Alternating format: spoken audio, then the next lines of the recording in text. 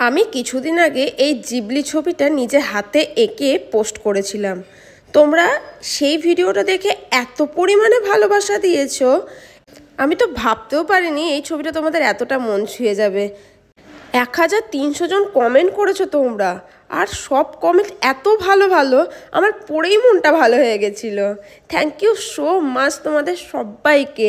আমি ভেবেছিলাম যে সবাইকে এতজনকে তো রিপ্লাই করে উঠতে পারা যায় না, তাই তোমাদের একটা huge huge huge thank you জানাবো কোনো একটা ভিডিওতে। তো আজকের ভিডিওটাও হচ্ছে সেই জিবলির ওপরে। জানো, যখন আমি আমার এই ছবিটা বানিয়েছিলাম, আমার শ্বশুরমশাইয়ের দেখে এতটাই পছন্দ হয়ে গেছিলো যে আমাকেও বলেছিল যে আমাকেও একটা বানিয়ে দেবে তো এরকম জিবলি এঁকে। তাই বাবারই কিনে দেওয়া খাতা পেন্সিল ইরেজার নিয়ে বসে পড়লাম বাবার ছবি আঁকতে। তোমরা এই আঁকাটা দেখতে দেখতে শুনতে থাকো আমার সাথে আমার শ্বশুরমশাইয়ের রিলেশনটা ঠিক কীরকম।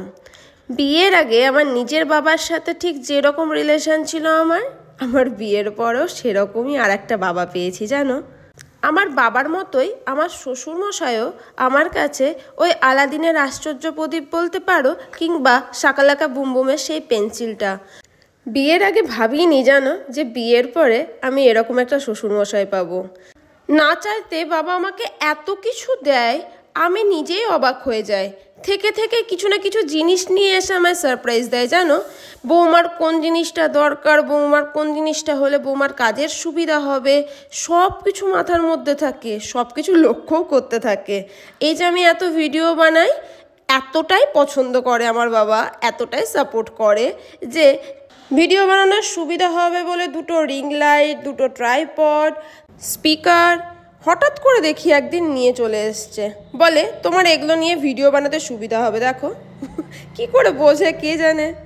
আমার রুমে কতগুলো লাইট লাগিয়ে রেখেছে জানো, ভিডিও বানানোর সুবিধা হবে বলে। এগুলো তো গেল ভিডিও বানানোর সুবিধা নিয়ে।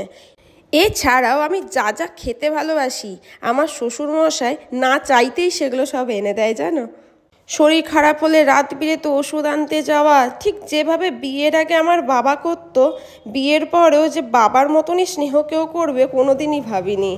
জানো, আমার শ্বশুরমশাই কিন্তু আমার পুরো বন্ধুর মতন। বাবার ডাকনাম না ভোমরা, আর আমি থেকে থেকেই বাবাকে বলি ও ভোমরাদা। দেখেছো, তোমাদের সাথে বকবক করতে করতে আবার পুরো ড্রয়িংটা কমপ্লিট হয়ে গেল। আর এটা হচ্ছে ফাইনাল লুক। কীরকম লাগলো তোমাদের আজকের ভিডিওটা?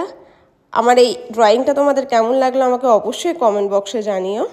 আর আমার বাবার তো খুব ভালো লেগেছে। এই দেখো, ছবিটা পাওয়ার পরেই ফেসবুকে পোস্ট করে দিয়েছিল।